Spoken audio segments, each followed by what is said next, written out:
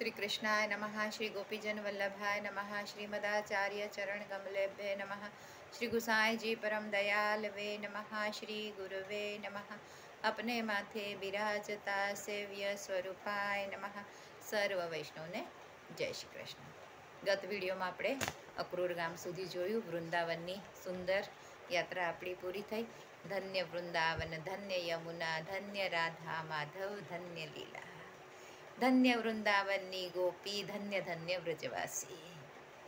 આવો આ સુંદર લાવો આપણને મળ્યો।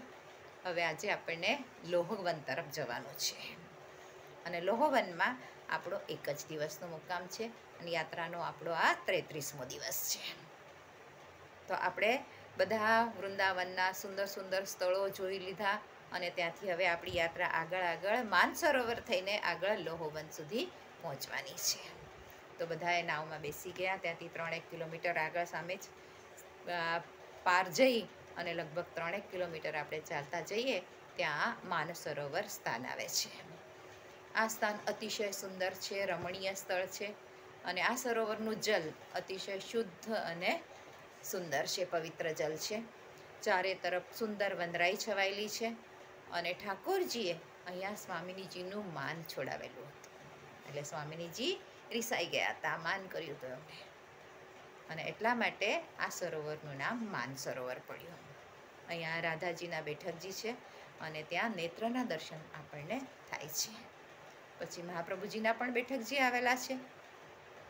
જ્યારે યાત્રા કરતા મહાપ્રભુજી આ સ્થાન પર પહોંચ્યા તો માનસરોવર પર મહાપ્રભુજીના 3 દિવસનો મુકામ હતો અને મહાપ્રભુજી અહીંયા ભાગવતજીનું પારાયણ કર્યું હતું અને એક દિવસ મધરાત્રિએ દામોદરદાસની આંખ ખુલી અને જોયું કરે પ્રભુ તો ક્યાંય દેખાતા નથી।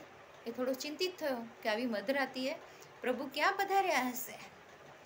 ત્યાં તો એણે જોયું એક આમ દિવ્ય તેજ સાથે પૂર્ણ પુરુષોત્તમના રૂપમાં દર્શન રહ્યા મહાપ્રભુજી પધારતા હતા।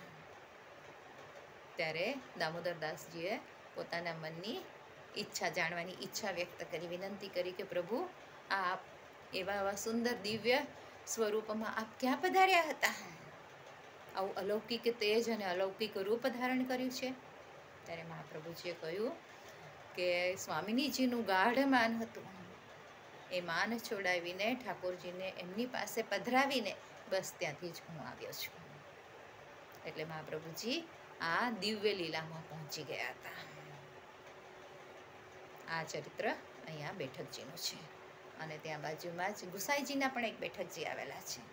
તો ગુસાઈજી પણ યાત્રા કરતા અહીંયા પધાર્યા માનસરોવર પર અને ત્યાં સંધ્યાવંદન કરતા હતા। તો ત્યાં સરોવરમાં હંસ અને હંસ યુગલ સ્વરૂપના ત્યાં વિહાર કરતો હતો। ગુસાઈજીએ એમને નામ મંત્ર આપ્યો અને એ હંસના જોડલાને વૈષ્ણવ બનાવ્યા। અને જ્યારે પણ પછી યાત્રાળુઓ વૈષ્ણવો ત્યાં આવે તો આ હંસ બંને શું કરે કે આ વૈષ્ણવોના ચરણની રજ પ્રાપ્ત થાય એના માટે રજમાં આળોટતા। તો એકવાર એક પારધી ત્યાં આવ્યો અને એ પારધીને એમ થયું કે હું આ હંસના જોડલાને પકડી લઉં, પણ એમ તો એ આસાનીથી પકડાય એવું નથી, પણ એણે જોયું કે આ વૈષ્ણવોના વેશવાળા જે હોય એના નજીક જાય છે, એટલે પારધીએ પણ વૈષ્ણવનો વેશ ધારણ કર્યો અને એ હંસને પકડવા માટે ગયો અને જો એને હંસને સ્પર્શ કર્યો તો સ્પર્શ કરતાની સાથે એ પારધીની બુદ્ધિ ફરી ગઈ, એટલે બુદ્ધિ શુદ્ધ થઈ ગઈ। એનો જે ખોટો ઈરાદો હતો એને પકડવાનો, એ ઈરાદો એનો જતો રહ્યો, બુદ્ધિ એકદમ નિર્મળ બની ગઈ, ભાવ બદલાઈ ગયા અને એકદમ ધાર્મિકતાની અંદર આવી ગઈ અને તરત જ એ ગુસાઈજી પાસે ગયો અને ગુસાઈજીને વિનંતી કરી કે મને શરણમાં લો, મને વૈષ્ણવ બનાવો અને પછી એ વૈષ્ણવ બન્યો અને સતત અષ્ટાક્ષરનું રટણ એ કરતો રહ્યો। આવી રીતે આ માનસરોવરના બેઠકજીનું ચરિત્ર છે। અને આ બેઠકજી છે એ તૃતીય પીઠાધીશ ગોસ્વામી વ્રજેશ કુમારજી મહારાજશ્રીના માથે બિરાજે છે અને એનું નવનિર્માણનું કાર્ય બહુ સુંદર રીતે અત્યારે ચાલે છે। યાત્રાળુઓ બધા અહીંયા જારી સ્પર્શ કરે છે, આનંદ માણે છે અને સુંદર એવા દર્શન થાય છે।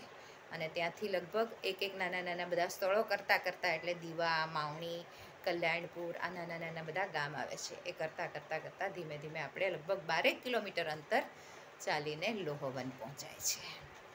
તો એવી રીતે આપણી યાત્રા લોહવન સુધી પહોંચી. આના આગળનું પછીના વિડીયોમાં જોઈશું. આજના મારા વચનોને પ્રભુ ચરણોમાં સમર્પિત કરું છું. કૃષ્ણાર્પણમસ્તુ. જે કાંઈ ભૂલચૂક થઈ હોય તે માટે ક્ષમા ચાહું છું.